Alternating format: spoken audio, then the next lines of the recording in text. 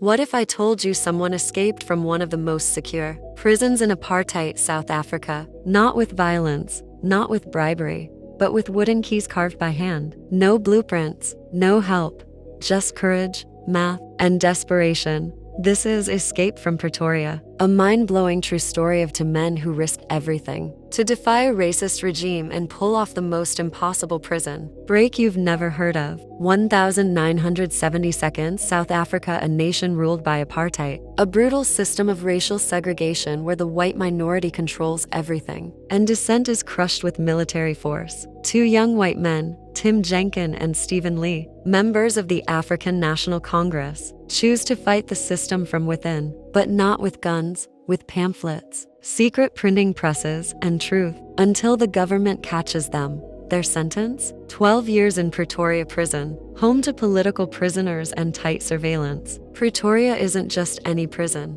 It's a fortress designed to crush spirits. Tim and Stephen arrive to find it crawling with guards and built like a puzzle box. Every door, every gate, every cell locked with old, thick mechanical keys. But they're not alone. Inside is Dennis Goldberg, a fellow ANC member who was imprisoned with Nelson Mandela. He warns them, don't even think about escape. The walls are too high and the risk too great. But Tim Jenkin isn't the type to stay locked up, even when the locks seem unbreakable. In their tiny cell, Tim studies every door, every keyhole, every guard routine. He starts designing keys, wooden keys, made from scrap wood and toothbrush handles, measured by eye, carved with razors, smuggled and tested, in silence. It's insane. It's obsessive.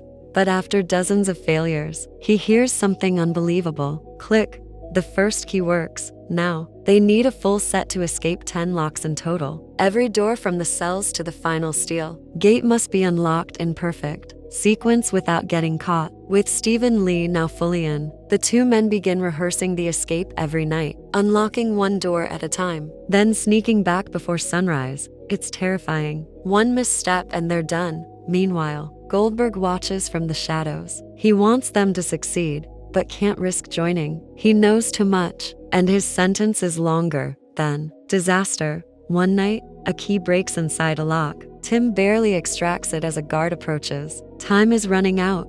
The guards are getting suspicious. It's March 11th, 1979, midnight.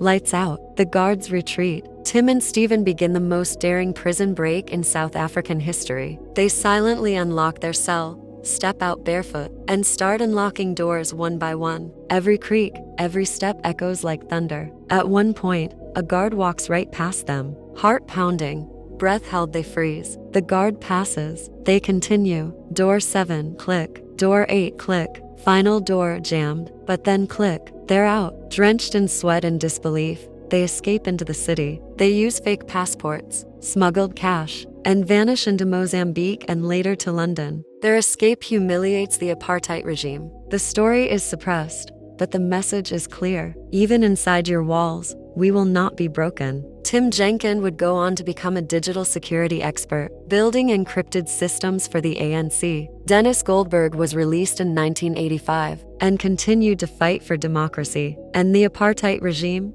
It fell. Nelson Mandela walked free. South Africa changed forever. But none of that could have happened without the courage of those who refused to stay silent or stay locked away. If this story amazed you, share it. Leave a comment. Would you risk everything to escape injustice? Hit that like button and subscribe for more real-life movie recaps that prove the truth is often more incredible than fiction. Thanks for watching. Until next time, remember, you don't need a weapon to start a revolution. Sometimes all you need is a key.